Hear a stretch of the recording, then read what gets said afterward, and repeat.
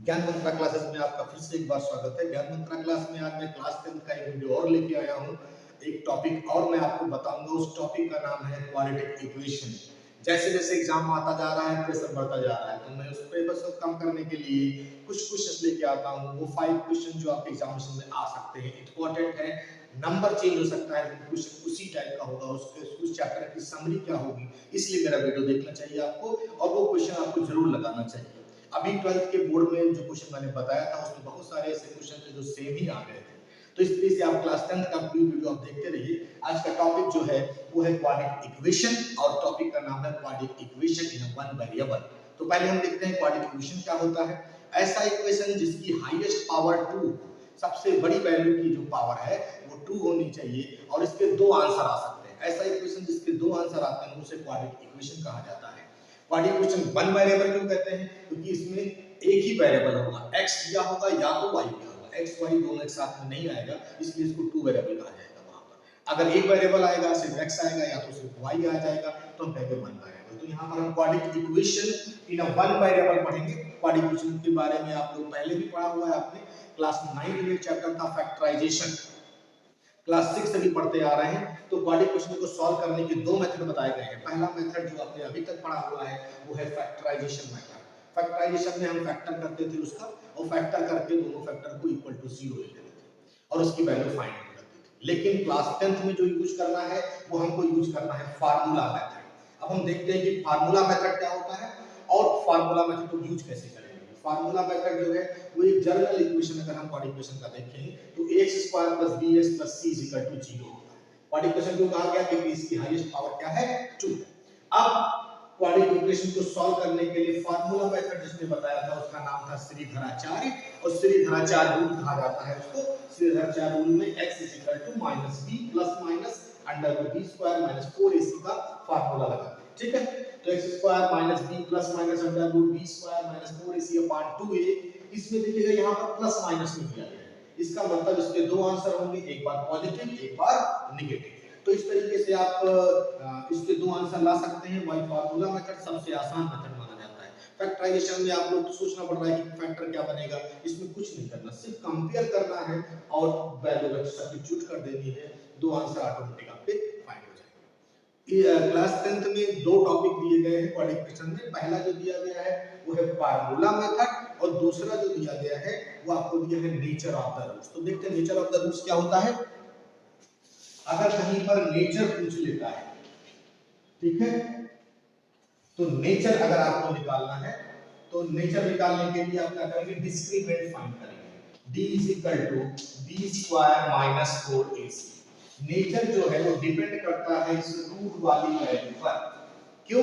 क्योंकि under root के अंदर की जो वैल्यू है वो पॉजिटिव है, नेगेटिव है या जीरो है। ये तीन कंडीशन आपको बताती है कि जो अंदर वाली वैल्यू है वो जीरो हो सकती है, ग्रेटर देन जीरो हो सकती है और लेस देन जीरो हो सकती है।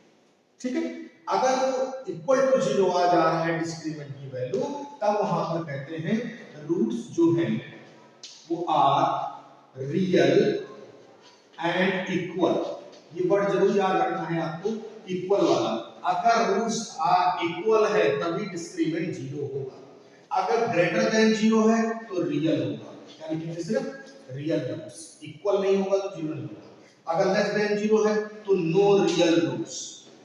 कंफ्यूजन नहीं होना, सीधा याद रखना है।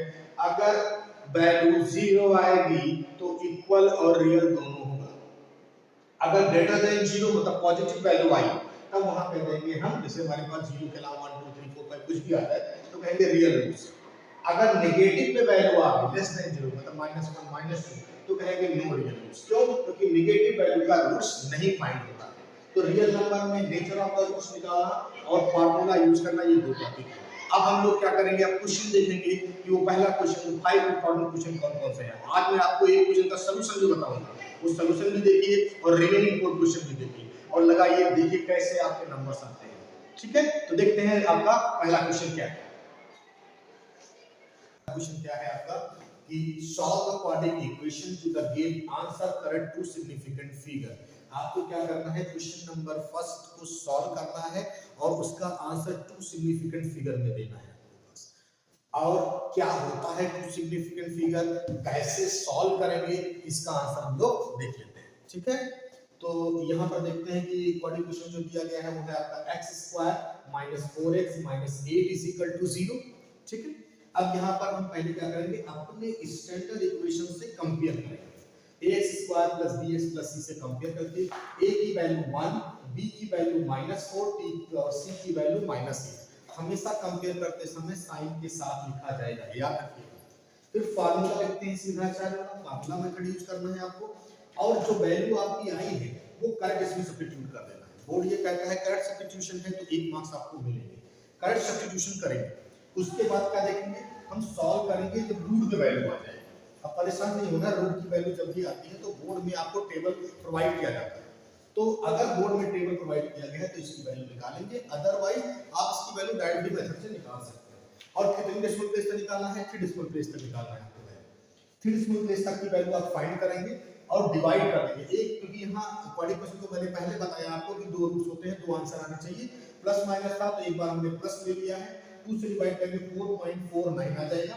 एक बार माइनस ले लिया है तो माइनस कर देंगे तो आपकी वैल्यू आ जाएगी -0.449। ये तो आंसर हो गया, लेकिन इसमें हमें आंसर जो देना था वो टू सिग्निफिकेंट फिगर देना है। दो टू सिग्निफिकेंट फिगर लिखा हुआ तो 2 ही फिगर आने चाहिए, तो इसमें 2 फिगर लेंगे 4.4। ये वैल्यू अगर बड़ी होती तो उसमें क्या जाता, तो आंसर जो पहला आंसर आएगा वो हो गया 4.4। आंसर देना है, आंसर करेक्ट होगा तभी नंबर मिलेगा। दूसरा है -0.449, तो 449 में यहाँ पर 2 फिगर लेंगे तो ये 2 फिगर आएंगे, जीरो को फिगर में नहीं जोड़ा जाएगा। Then we find -0.45।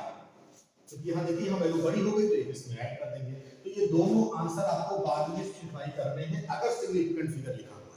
अगर टू डेसिमल प्लेस लिखा होगा तो डेसिमल प्लेस के बाद की 2 वैल्यू ली जाती है। ठीक है, तो ये आंसर आता 4.45, लेकिन आता 0.45 माइनस के साथ। तो याद ये रखना है कि सिग्निफिकेंट फिगर पूछ रहा है कि डेसिमल प्लेस पूछ रहा है। इसमें बच्चों को बहुत ज्यादा कंफ्यूजन होता है। सिग्निफिकेंट फिगर मतलब वही फिगर होगा और डेसिमल प्लेस का मतलब डेसिमल के बाद की वैल्यू चेक की जाएगी। तो ये पहला क्वेश्चन आप देख लीजिए, सॉल्यूशन आपको समझ में आ गया होगा, इसी तरीके से लगाना है। अब मैं आपको 4 क्वेश्चन वो बताऊंगा, ये क्वेश्चन ये प्लस 4 क्वेश्चन, और उसको कैसे सॉल्व करेंगे उसको सॉल्व करके देखिए। अगर कोई प्रॉब्लम आती है तो मुझसे आप पूछ सकते हैं। तो देखते हैं कि वो 4 क्वेश्चन क्या क्या है।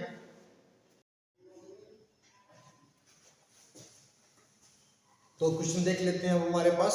वो क्वेश्चन जो रिमेनिंग क्वेश्चन आपको दिए गए हैं, पहला क्वेश्चन जो मैंने आपको एक्सप्लेन किया वो था। बचे हुए 4 क्वेश्चन कैसे हैं, कैसे उसको लगाएंगे। तो पहले क्वेश्चन पर हम लोग फोकस करते हैं, जो क्वेश्चन नंबर सेकंड आपको दिया है, solve 2x - 1/x = 7, give your answer in a 2 decimal place. अभी मैंने सिग्निफिकेंट फिगर बताया था कि डेसिमल प्लेस में दिया गया है तो डेसिमल के बाद वाली वैल्यू लिखी है। सॉल्व करने के लिए पहले इसको स्टैंडर्ड इक्वेशन में बनाएंगे और एलसीएम लेंगे, और उसके बाद आप कंपेयर करेंगे फार्मूला से, और फार्मूला से कंपेयर करके सीधा 4 रूल लगाएंगे और आपकी वैल्यू फाइंड हो जाएगी। ये क्वेश्चन नंबर आपका सेकंड था। क्वेश्चन नंबर थर्ड में फिर से दिया है, find the value of p if px square minus 4x plus 3 is equal to 0 have real and equal roots। Real and equal roots में मैंने आपको बताया डिस्क्रीमेंट फाइंड करते हैं। डिस्क्रीमेंट कैसे फाइंड करेंगे, d की वैल्यू निकालेंगे, d = b square minus 4ac वाला फार्मूला को लगाना है यहाँ पर, और इसमें वैल्यू रख के चेक कर लेंगे। इक्वल वर्ड जहां भी आएगा तो समझ लीजिएगा डिस्क्रीमेंट 0 है, तो 0 रख के और इसकी वैल्यू b की फाइंड कर लेंगे। ठीक है, नेक्स्ट देखते हैं question, find the value of p if 3x square minus px plus 5 has a equal roots। अब यहाँ भी क्या दिया हुआ है, रियल, सॉरी इक्वल नहीं दिया है, रियल रूट्स। कभी-कभी क्वेश्चन में थोड़ा सा परेशानी करते हैं कि रियल लिख दिया, इक्वल नहीं लिखा। तो रियल रूट में याद रखना है कि b स्क्वायर माइनस 4ac की वैल्यू लेंगे और ग्रेटर देन 0 लेंगे, इक्वल नहीं लेंगे, क्योंकि इक्वल रूट्स होगा तो इक्वल होगा, अगर वो सिर्फ रियल है तो पॉजिटिव होगा, तो ग्रेटर देन 0 ले लेंगे। इससे क्वेश्चन निकाल सकते हैं। एक मैंने बहुत छोटा सा क्वेश्चन दिया है, क्वेश्चन नंबर 5 वाला, वो सिर्फ इसलिए दिया हुआ है कि ऑब्जेक्टिव क्वेश्चन भी आ सकता है। जैसे 2 is the roots of the equation, 2 क्या है, उसका एक रूट्स है, एक आंसर है, तो इस 2 को x की जगह पर रख देंगे तो आपकी k की वैल्यू फाइंड हो जाएगी। ये आपका लास्ट क्वेश्चन था। If 2 is the root of the equation then k square minus x minus 2 = 0। तो इस तरीके से ये 5 आपके इंपॉर्टेंट क्वेश्चन हो गए। मैंने इसको एक्सप्लेन भी किया है थोड़ा सा। अगर आपको किसी क्वेश्चन में और भी प्रॉब्लम होती है तो आप मुझे कमेंट कर सकते हैं, ठीक है। तो आप मुझे कमेंट करके अपने आंसर को पूछ सकते हैं कि सर इसका आंसर मुझे नहीं आ रहा है। अदरवाइज ये 5 क्वेश्चन सॉल्व कर लीजिए, किसी टाइप का क्वेश्चन आपके बोर्ड में आया है। इसमें मैंने सिमल्टेनियस क्वेश्चन को नहीं बताया है अभी, जो प्रॉब्लम बेस वाले क्वेश्चन दिए गए हैं इसके बाद में उसको मैंने नहीं कवर किया हुआ है। सिर्फ आपको जो क्वाड्रेटिक इक्वेशन का सिंपल फार्मूला मेथड आंसर आता है वही मैंने बताया है। तो इस तरीके से आप मेरा चैनल देखते रहिए, लाइक करिए, सब्सक्राइब करिए, अगर कोई क्वेरी है तो कमेंट करिए। थैंक यू फॉर ज्ञान मंत्र।